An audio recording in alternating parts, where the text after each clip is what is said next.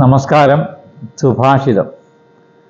ന ച വിദ്യാ സമോ ബന്ധുഃ ന ച വ്യാധി സമോ രിപുഃ ന ചാപത്യ സമഃ സ്നേഹോ ന യജ്ഞവത് പരം ബലം.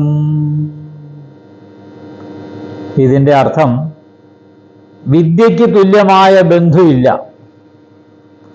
വിദ്യ എന്ന് പറയുന്നത് പല പല ഉദാഹരണങ്ങളും നമ്മൾ നേരത്തെ പറഞ്ഞിട്ടുണ്ട്. ഏറ്റവും നല്ല ബന്ധുവാണ് വിദ്യ. എല്ലാ തരത്തിലും വിദ്യ ഒരു ബന്ധുവായി നമുക്ക് കരുതാൻ സാധിക്കും. പിന്നെ രോഗത്തിന് തുല്യമായ ശത്രുവില്ല. ഏറ്റവും വലിയ ശത്രു നമുക്ക് രോഗമാണ്. അപ്പോൾ രോഗത്തിന് തുല്യമായ ശത്രുവില്ല. പിന്നെ പറയുന്ന സ്നേഹം. സന്താനത്തിന് തുല്യമായ സ്നേഹമില്ല. സന്താനം ഉണ്ടാകുമ്പോൾ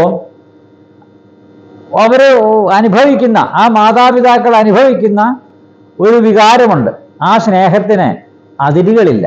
അപ്പോൾ അതാണ് പറയുന്നത്, സന്താന തുല്യമായ സ്നേഹമില്ല. വേറെ സ്നേഹം നമുക്ക് എത്രയൊക്കെ എന്തൊക്കെ പറഞ്ഞാലും കിട്ടില്ല. അതേപോലെ ദൈവതുല്യമായ ബലം ഇല്ല. ഈശ്വരനാണ് യഥാർത്ഥ ബലം എന്ന് പറയുന്നത്.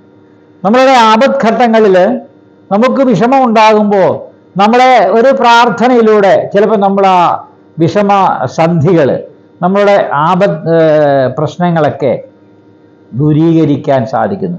അതൊരു ഈശ്വര സങ്കല്പത്തിലുള്ള ഒരു സാക്ഷാത്കാരമാണ്. അപ്പോൾ ദൈവത്തിന് തുല്യമായ ബലം മറ്റൊന്നില്ല. ഇതാണ് ഈ സുഭാഷിതത്തിൻ്റെ അർത്ഥം.